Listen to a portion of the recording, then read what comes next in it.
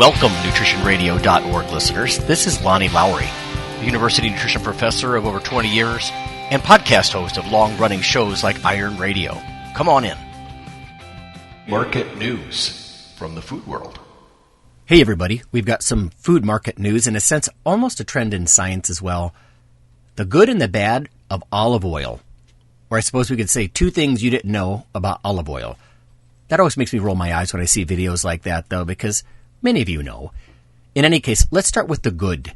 A lot of people have come to the realization that the Mediterranean diet is good, right? And when you look at some of the older food guide pyramids, I used to show this in the classroom, there's a whole layer of the food guide just for olive oil. That's no mistake. It's a healthier oil, monounsaturated fat, right, as opposed to more of the, sort of what I would call junk oils, omega-6, very common polyunsaturated fats that we way overconsume here in the U.S.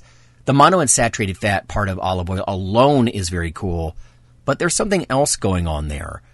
There's a compound in there called hydroxytyrosol. So I'm just going to share a paper with you from 2020, just a little high-level abstract. Then we're going to get to some of the market news that goes with this. So let's look at the good. This paper is by Bertelli and colleagues. It's a 2020 paper from Journal of Biotechnology. Hydroxytyrosol, a natural compound with promising pharmacological activities. It says hydroxytyrosol is a phenolic phytochemical with antioxidant properties in vitro. Now that alone, I'm raising an eyebrow. Okay, so it happens in a test tube in a dish. What about in people? But it does say that the natural compound is found in olive leaves and olive oil, and the main dietary source of hydroxytyrosol is extra virgin olive oil. In fact, I saw a paper just yesterday showing how the EVOO, which you can see is greener and it looks a little bit different than the highly refined olive oil. It just looks better. It's way more expensive, and boy, we're going to get to that in a second. But I tend to try to weave that into my consumption of the more refined stuff that I often just consume for the MUFA, right, for the monounsaturated fatty acids. In any case, Bertelli and colleagues conducted an electronic search on PubMed, as one is wont to do when they do literature searches, and here's what they concluded. We found that hydroxytyrosol has anti-inflammatory, anti-tumor, antiviral, and antibacterial, and even antifungal properties. Now, I do see that a lot with some of these different phytochemicals, these plant chemicals, the polyphenols and whatnot. But I have seen human data on heart health, which is very interesting to me. It says hydroxytyrosol also improves endothelial function. So think about the linings of your blood vessels, blood flow, that kind of thing. Decreases oxidative stress. That is almost certainly linked back to its anti-inflammatory functions. And this got me neuro and cardioprotective. Again, I've seen some of the cardiac data. The neuroprotective stuff, very interesting, though. It says hydroxytyrosol is currently the most actively investigated natural phenol. And the evidence presented in this review suggests that hydroxytyrosol has great pharmacological potential. So that's pretty encouraging stuff. That's the good stuff. Think about your olive oil. Think about the kind of oils you have in your cupboard. I've said it for years to students. One of the healthiest things you can do is switch out whatever kind of generic sounding vegetable oil or soybean oil or safflower, that kind of omega-6 oil in your cupboard and replace it with this healthy, antioxidant rich, monounsaturated oil, olive oil. So on to the bad.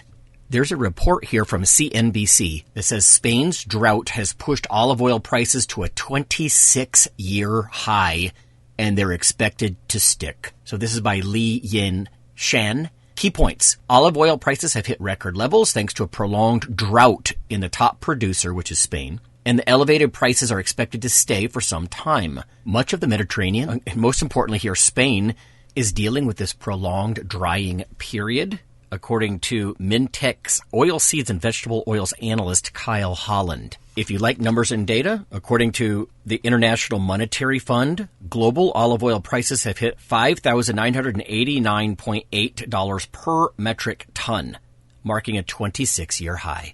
Further bad news here. As a result of, quote, exceedingly poor, close quote, weather conditions, Holland said the recent October to February olive oil harvest produced a yield 50% less than the usual output. 50! Tightening global supply and pushing prices upward. And in a pile-on of bad news, it says if the weather doesn't improve, the upcoming harvest could face an even worse yield. Here's a quote. It appears the ongoing drought in Europe, most importantly in the largest olive oil producing region of Spain, has caused a global supply shortage of olive oil. David Valmorbida, president of the Australian Olive Oil Association, told CNBC. And on top of that, the shortage of sunflower oil after Russia's invasion of the Ukraine, that drove up prices as well. But then this piece ends with something that I find odd. It says consumers have already started to reduce consumption of olive oil substantially, firstly by being less generous in usage, but secondly by switching to vegetable or seed oils or various oil blends, Valmorbida said. If that's the case, that's too bad. I'm not going to do that.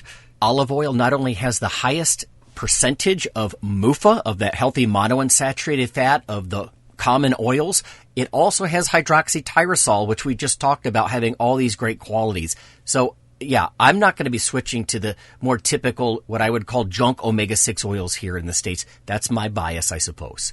But in any case, that's going to be it for today's food market news. If you like this sort of thing, please leave a review on iTunes. It helps a lot, especially because we lost our reviews during a technical glitch. And you can also check out our backup on YouTube, Lawnman07 on YouTube. Lastly, for existing listeners, we're going to move to a once weekly format. It's going to have all the same content that we have now, just in a single download, so we can do this on weekends and get it out to everybody once a week. You can still listen to it on your commute to work. It's fine. Just listen to each bumper each day of the week if you like to do it that way. But it's one download. For the next few weeks, we'll just keep doing these roughly 7 to 12 minute kind of little snippets, though. And we'll see you next time. The nutritionradio.org podcast is for informational purposes only. If you're interested in starting a diet or exercise program, check with your physician, nutritionist, or qualified exercise physiologist in order to make the progress that you need.